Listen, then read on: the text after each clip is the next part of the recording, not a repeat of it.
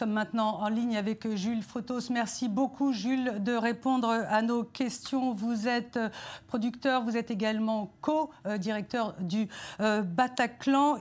Un concert de l'unité devait avoir lieu à Bercy sous le thème de Génération Bataclan. Qu'en est-il, Jules?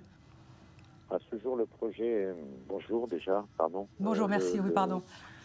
Le projet est annulé. Je pense qu'il a... Enfin, je suis certain, il a démarré par quelque chose d'assez... cette idée est assez viscérale, à 50%, politique à 50%, c'était une demande, mais je ne pense pas que ce soit une bonne réponse. Comment se sont passés... Oui, pardon, non, je ne veux pas vous couper, mais qu'est-ce que vous vouliez faire exactement à l'origine? Pardon? Qu'est-ce que vous vouliez faire à l'origine? C'était un grand concert de l'unité. Vous m'avez dit hors antenne que c'était peut-être pas la bonne réponse, que c'était une réponse... L'idée, c'était simplement... De votre interview. Donc, vous vouliez faire un grand événement, le Bataclan, Génération Bataclan, qui ne s'est pas fait. Pourquoi, m'avez-vous dit hors antenne? Parce qu'il y avait une dimension politique que vous ne vouliez pas faire.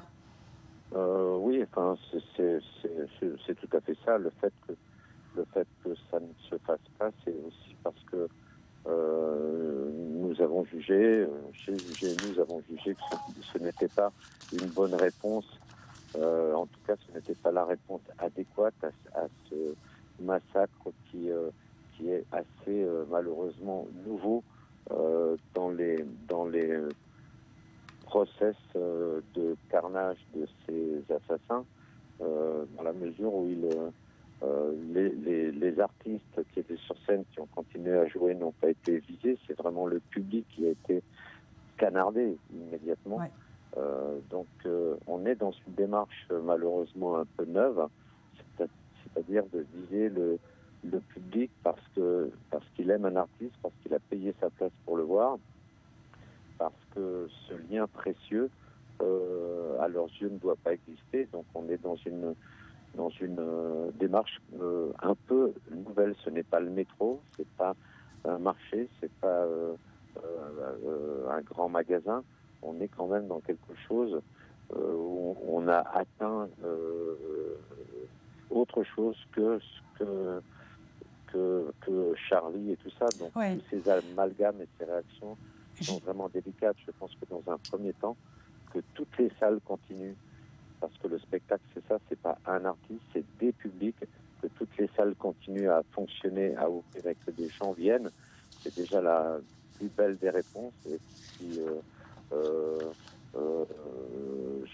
c'est peut-être l'unique réponse, en tout cas la plus juste à mes yeux. Jules Frutos, est-ce que dans ces réunions que vous avez depuis quelques jours, depuis ces attentats, est-ce que vous avez rencontré Manuel Valls? Qu'est-ce que vous vous êtes dit? Non, je ne l'ai pas rencontré. On a rencontré pas mal de gens. On a communiqué sans se rencontrer, mais on est resté, nous, dans un silence volontaire parce que par rapport à la politique, non pas par la peur d'une récupération, mais simplement par le fait que c'est notre salle, c'est un public qui était dans notre salle et que notre pensée unique au départ allait aux victimes, à leurs parents, à leurs amis, à leurs proches, à nos équipes qui sont traumatisées et que au-delà de ça, de tous ces gens qu'on doit voir régulièrement, au-delà de ça, de l'enquête, parce qu'on est sous le terrorisme, de notre disponibilité, de l'horreur qu'on a côtoyée toute la nuit, on n'était absolument pas désireux de rentrer dans un discours général politique qui de toute façon qu'on le cautionne ou pas nous échappe. Donc on était sur notre petite histoire et notre grand drame. Jules, les réactions sur les murs Facebook, les réseaux sociaux, Twitter, les pages officielles des maisons de disques comme Universal, EMI, Polydor, Naïf sont très très émouvantes. Dans quel état sont vos interlocuteurs du monde de la musique? Parce qu'il faut dire peut-être à nos téléspectateurs que vous avez été également le patron de Prodis, le syndicat des producteurs de musique. C'est vrai que même si on ne s'entend pas tous les jours, c'est vrai que un monde comme d'autres, mais pas beaucoup. Il a une particularité, c'est le fait que les gens travaillent beaucoup, mais pour quelque chose de très particulier, c'est un concert ou un spectacle, quelque chose qui est ensuite partagé par un public. Et qu'ils sont là, ils le sentent, les émotions, ils les sentent, et ça crée d'énormes liens entre les gens qui sont dans ce métier, même si tout au long de l'année, ils ne sont pas d'accord ou ils sont concurrents, etc. Il y a quand même ce dénominateur commun qui existe et qui est très très fort. Oui. Donc, bien évidemment, c'est comme une chapelle qui est d'un côté, mais qui résonnerait dans le monde entier, parce que les artistes parlent à tout le monde. Donc, la caisse de résonance est énorme. Oui. Même si elle démarre sur un petit lieu fermé qui s'appelle une salle, même s'il est très grand, même si c'est un stade, c'est rien par rapport à la population d'un pays. Donc, c'est la résonance, et ils savent qu'ils font partie de cette résonance, et je crois que c'est ce qui fait que les gens sont particulièrement affectés, douloureusement affectés dans le monde du spectacle, oui. Oh, pas que dans le monde du spectacle. Jules, dans notre milieu, le milieu des journalistes, il y a certains titres, par exemple, qui ont affiché un bandeau noir. Je pense notamment au Figaro. Est-ce que vous, diffuseurs, organisateurs de festivals, salles de spectacle, est-ce que vous envisagez un signe, un symbole commun pour marquer votre deuil? Non. Il en a été question, bien évidemment, de rentrer toujours dans ces... et je dis ça pas du tout dans un esprit critique, mais de rentrer dans ces symboliques-là. On est plutôt parti sur le fait que les spectacles doivent avoir lieu, à part quelques annulations à Paris. Tout a lieu dans la France, et les artistes s'expriment dans leur salle, face à leur public, qui est 50 personnes, 2000, 3000 ou 4000. On est plutôt dans cette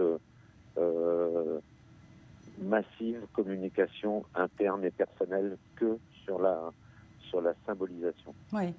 Jules, je rappelle, vous êtes coactionnaire avec Olivier Poubelle du Bataclan et d'autres salles de la Flèche d'Or à Paris, qui sont des salles ouvertes à tous, des petites salles. Comment voyez-vous la suite des concerts, des événements? Est-ce qu'on vous commence à vous poser des questions sur la sécurité, notamment? Oui, chaque événement comme ça amène ce type de questions.